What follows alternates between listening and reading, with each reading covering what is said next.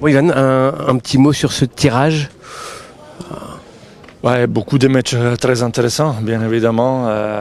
Gaël contre Hugo, c'est fantastique. Après Arthur Wawrinka, Djoko Giovanni. Il y a plein de Hugo Humbert contre Manerino, donc beaucoup de derbies et des matchs très très intéressants. Après les filles aussi, Louise Boisson contre Kalinskaya, c'est dur pour démarrer le tableau. Clara Burel contre Volonets, je pense. Après c'est difficile, on est vraiment 5 minutes après le tirage au sort. Mais après, il faut gagner le match finalement et ça c'est la priorité absolue. Marine Silic va jouer contre un Français. Vous allez être dans les tribunes du coup? Oui, je vais regarder le match, ça c'est sûr.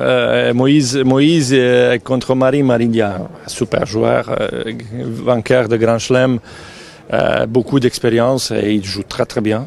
Sur terre, la dernière fois, je me souviens contre Casper Ruud, ici, des matchs fantastiques. Et c'est une expérience pour Moïse. C'est le premier Roland en tableau final. Je suis sûr que c'est pas le dernier. Donc, il commence à collecter l'expérience et peut-être pourquoi pas gagner. Hein. C'est pas sûr que Cilic va gagner. Mais du coup, le cœur balance, c'est plus Moïse ou plus Marine? Cœur, je suis là pour travailler. Moi, je travaille pour aider Moïse Kouamé de gagner ces matchs. Après, je coach pas. Hein. Mon rôle, c'est un peu différent, mais. Voilà, honnêtement, je n'ai même pas pensé à ça. Je suis là pour regarder le match, essayer d'analyser et donner mon conseil à les coachs et les équipes. Si on regarde la partie de tableau de Novak Djokovic, on se dit que c'est jouable s'il est à 100% de ses moyens. Oui, je pense que pour Giovanni, s'il arrive à s'exprimer, c'est un match jouable, absolument. Novak, il n'a pas joué beaucoup de matchs. À Rome, il a perdu le premier tour. Il a décidé qu'il ne joue pas la semaine avant Roland Garros. Donc c'est sûr qu'il arrive ici sans le rythme de match. Et Giovanni, on connaît, c'est pas Giovanni qui va te donner le rythme. Donc c'est un match difficile, bien évidemment. Mais s'il faut jouer Djoko, je préfère de le faire premier tour que troisième, quatrième, quand il a commencé déjà à trouver son rythme. Si on regarde ce qui s'est passé à Rome, Yannick Sinner n'a pas forcément déjà gagné Roland Garros. Hein. Non, ça on ne peut pas dire ça. 3-7, 5-7, c'est complètement différent.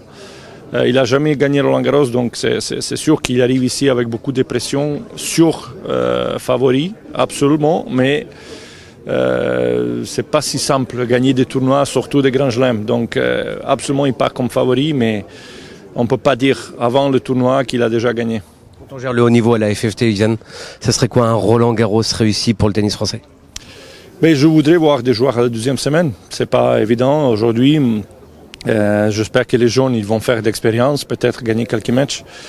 On ne sait jamais, comme l'année dernière, d'avoir des surprises intéressantes. Mais si on a un peu de joueurs deuxième semaine, moi, je suis content. Forcément, l'an dernier, on a eu Loïs Boisson. On est inquiet. Vous l'êtes aussi? Inquiet, elle est bien.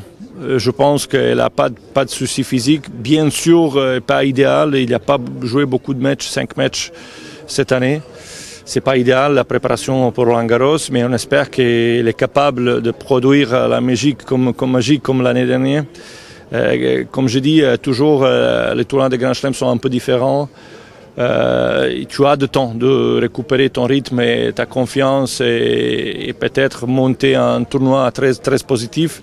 Donc c'est vrai qu'elle n'a pas joué beaucoup de matchs, mais c'est pas sûr qu'elle va pas réussir à s'exprimer parce que toujours quand tu as bien fait dans un tournoi et tu reviens l'année après, tu te sens bien et positive et tu commences à sentir déjà la confiance. Donc on espère que c'est la même chose avec Loïs.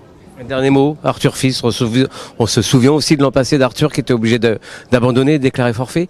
Là forcément avec ce qu'il a montré depuis quelques semaines, depuis quelques mois déjà, c'est normal d'attendre de lui, non?